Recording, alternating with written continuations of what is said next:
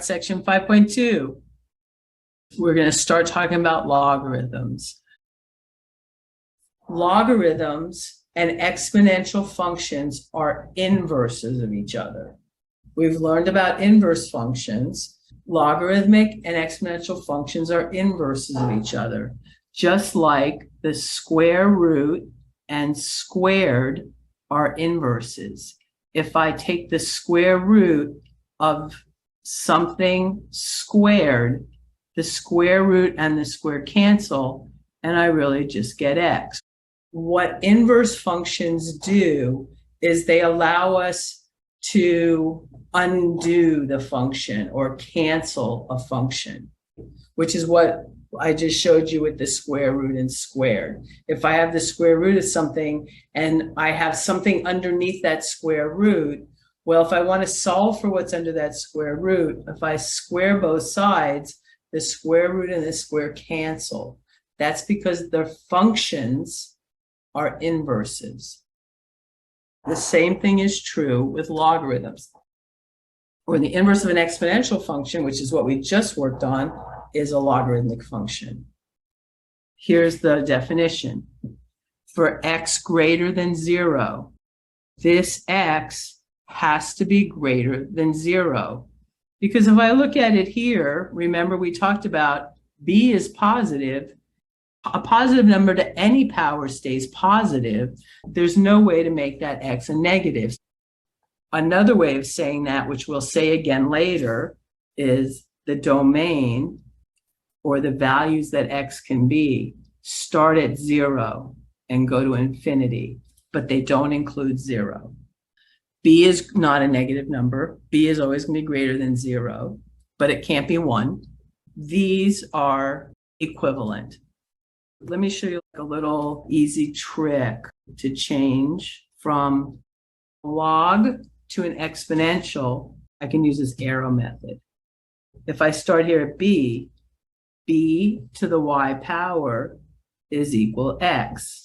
Here, I'm starting b to the y power equals x. B to the y power equals x. Some general properties of logarithms. Let's do the arrow thing. B to the first power is always equal to b. Whenever I have log base b of b, it equals 1. And I can also say b to the 0 power is equal to 1. This is called the argument, the 1 or the b. The log base anything of 1 is equal to 0 because b to the 0 is always equal to 1. Now, this is a really important property. I like this property. I use it quite often. Because they're inverses, if you have b to the log base b, they cancel. Or if you have log base b of b, they cancel. And we just get x. What is really happening here? Let's say I start with the log base b of x equals 5. If I want to use this property, let's make both of these have a base of b. Remember, if I do something on one side, I could do it to the other side. And then I could use this property that says I can cancel that. And that gives me x equals b to the 5th. Whatever the base was, if it was base 2, then it would be 2 to the 5th. Notice what I did here is I started with a log, and I don't know how to solve this, but I can use its inverse. The inverse of a log is an exponential. So I put them both to the base of b. These cancel, and I now know what x equals. So for the second part, if I have 2 to the x is equal to 7, well, I don't know what x is. I want to get that x by itself because if I can, then I can figure out the answer. So what I can do is I can take the log of both sides. Now, what base would I want to use? Well, I'm trying to use this property I want to get that x away from the log. If I use the base of 2, notice now I have log base 2 of 2 to the x, and that equals x because I've just canceled this. So now I get x equals log base 2 of 7. Or if you don't like any of these methods, you can always just memorize this, and then you can change them back and forth. Write each exponential equation as an equation involving a logarithm. I have 2 to the third power equals 8. Well, that's true, but I want to make it a log. What I can do is I can just take the log of both sides.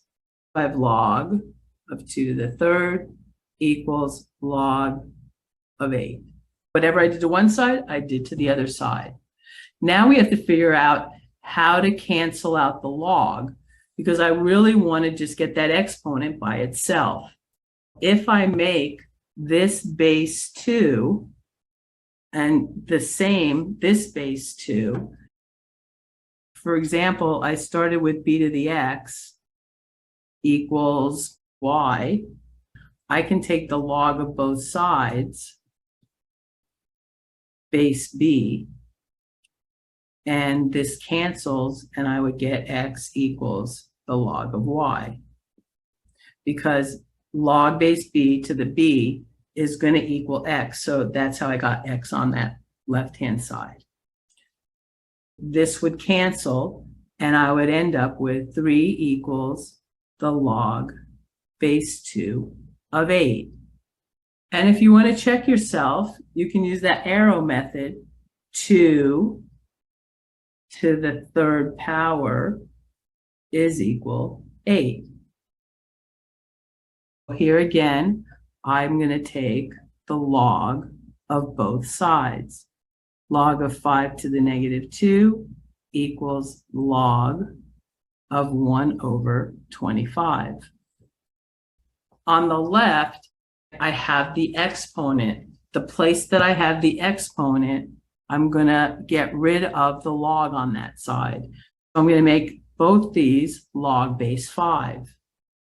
If I do that, then these cancel, log base 5 of 5, and I end up with negative 2 is equal to the log base 5 of 1 over 25. I start with 1.1 to the m power equals z. And what am I going to do? I'm going to take the log of both sides. So I take the log 1.1 to the m power equals the log of z. What would my base be? My base is going to be 1.1 because I want to get rid of everything on the left and just leave m. Okay, wherever the exponent is, I'm going to match the base with the argument. This would be 1.1. Now these cancel, and I end up with m is equal to the log base 1.1 of z. Evaluate each logarithm. Okay, let's let this equal y. 5 to the y power is equal to 25. Now, there's a couple ways you could do it. If you knew the answer right now, you could just say the answer. But if you don't, we have to get common bases. 5 to the y is equal to 5 squared, which means y equals 2.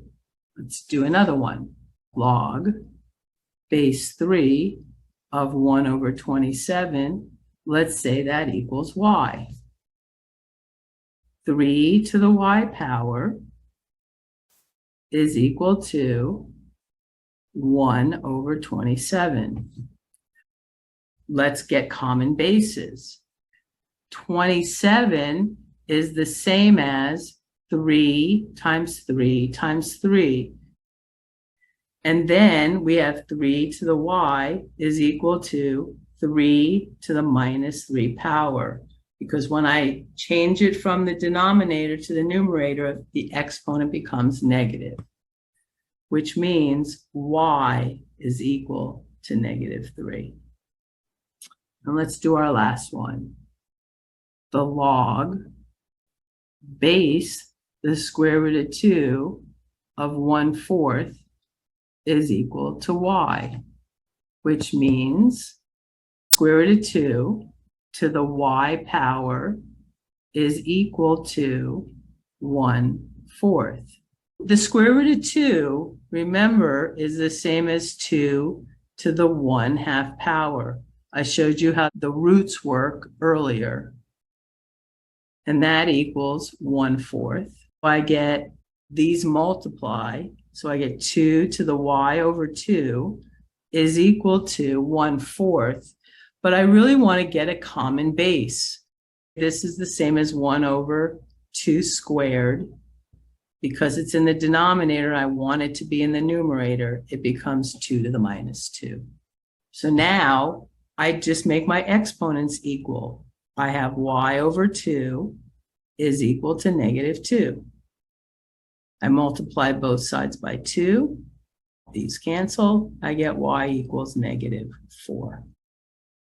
Use the property of logs. Log base 3 of 3, that cancels, and I get 4.